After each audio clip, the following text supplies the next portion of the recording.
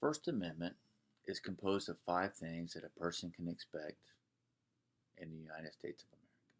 The amendment states Congress shall make no law respecting an establishment of religion, or prohibiting the free exercise thereof, or abridging the freedom of speech or of the press, or of the right of the people peacefully to assemble and to petition the government for a redress of grievances.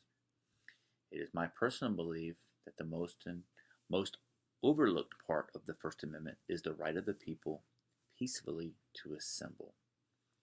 If a reader Googles the forgotten First Amendment part, and they just Google that, it will bring up a scholarly article by John D. Inazzo titled "The Forgotten Freedom of Assembly." This article examines the history of the right of the people peacefully to assemble. This article also makes the case that the freedom of assembly has been at the heart of some of the most important social movements in American history. I found it ironic that Abraham Lincoln once called the right of peaceful assembly part of the constitutional substitute for revolution.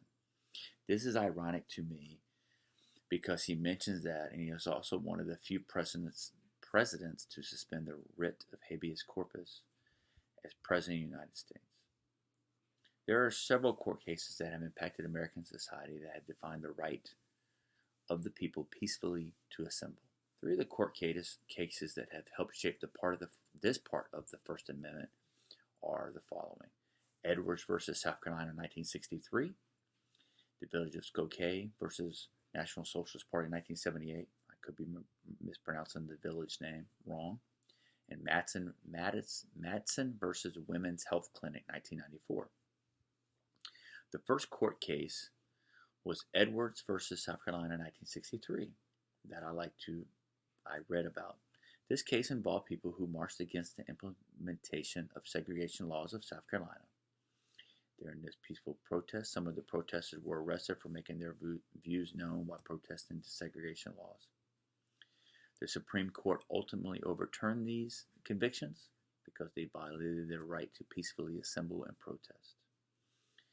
The Supreme Court ensured that at the height of segregation and the protest of these segregation laws, though it was not popular at the time, they held it to be the right to peacefully assemble was more important than public opinion. The second case that is important for the right to peacefully assemble is Village of Skokie versus National Socialist Party, 1978. This lawsuit was ultimately settled at the Supreme Court and found that the right to assemble was not constricted because of the unpopular views of the National Socialist Party that marched in Illinois.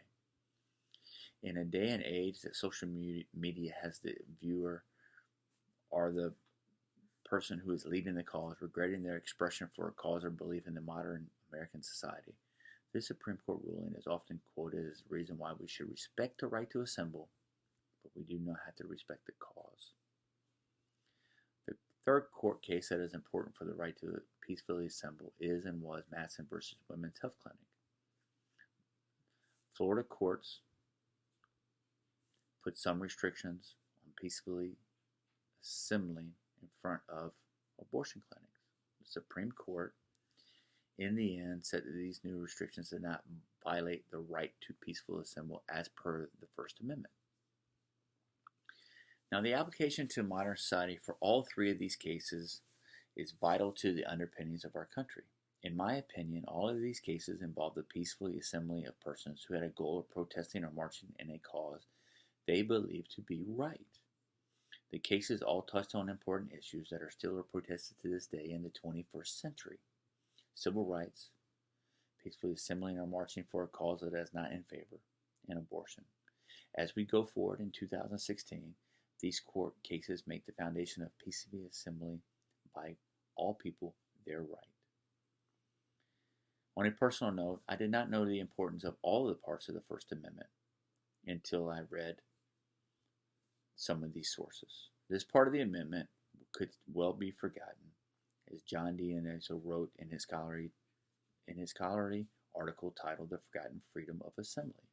But we should all know that the peaceful protests and marches of yesteryear and yesterday can impact us tomorrow in our own cause. The reading and studying this forgotten part of the First Amendment was insightful and will be used for me in this election year to remember that all persons have the right to peaceably assemble, even if they are not agreeing with me or my cause. Thank you for your time, and God bless you.